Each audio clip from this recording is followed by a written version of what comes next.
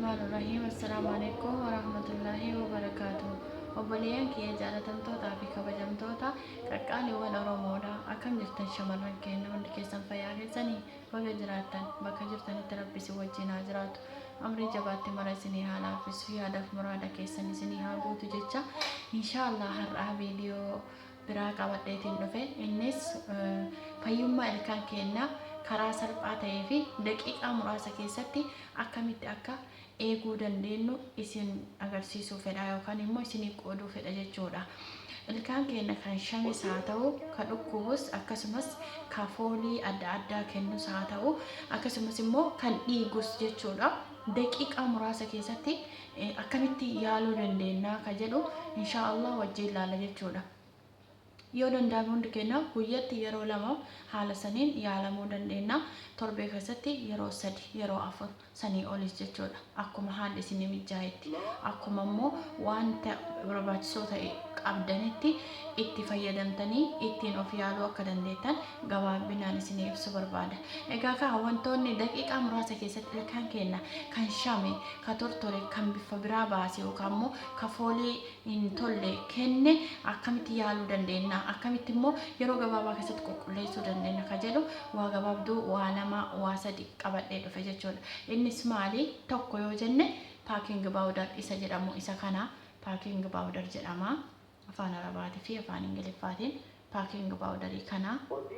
Inni biraa soogidda saaltisa jedhamu jechuudha. Soogidda daakamaa kanuma qabdan jechuudha. Soogiddi gosoota garaagaraa ta'uu danda'a. Soogidda inni biraa akkuma argaa jirtan asitti bishaan qopheessatiin jira jechuudha. Bishaan kana wanti qopheesseef isa walitti fayyadna jechuudha. Dursinee soogidda hagamtu nu barbaachisa. Bismillah. Fal'aanaa kana tokko soogidda, fal'aanaa sukkaaraa tokko soogidda. Bismillah.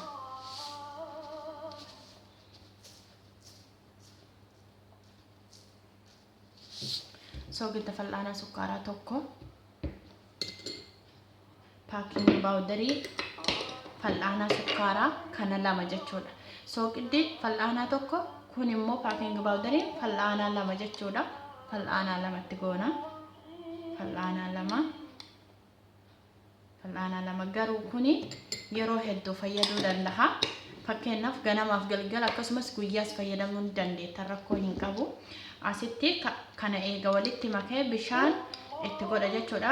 Paaking baawudarii fal'aanaa lamaa fi soogidda fal'aanaa sukkaaraa tokko eega walitti dabaleen booda bishaan asitti burcuqqoo guddaa dhiyeessee jira. Bishaan qorraa burcuqqoo tokko. Burcuqqoo kana tokko bishaan qorraa. Bismillah. Bishaan qorraa burcuqqoo tokkoo fi bishaan walakkaa burcuqqoo walakkaa bishaan ho'aa burcuqqoo walakkaa jechuudha.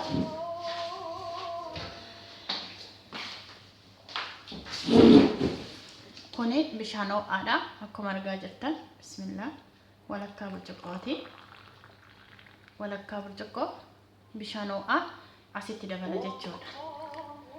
Bishaan walakkaa burcuqqoo yoo ho'aa dabalu bishaan burcuqqoo tokko immoo qorraa itti naqee kana booda isa asitti wal makee kana soogidda burcuqqoo fal'aanaa tokkootii fi paaking baawudarii fal'aanaa lamaa kana asitti dabala jechuudha. Bismillah. Asitti naqeetiin jira kun arguu jirtanii.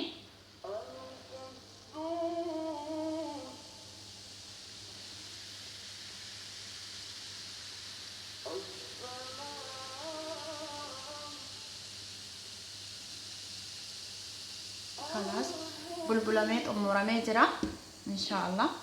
Akkanatti eega waliin mayneen boodatti amma fakkeenyaaf waan guyyaa tokko qopheeffannee jira jechuudha.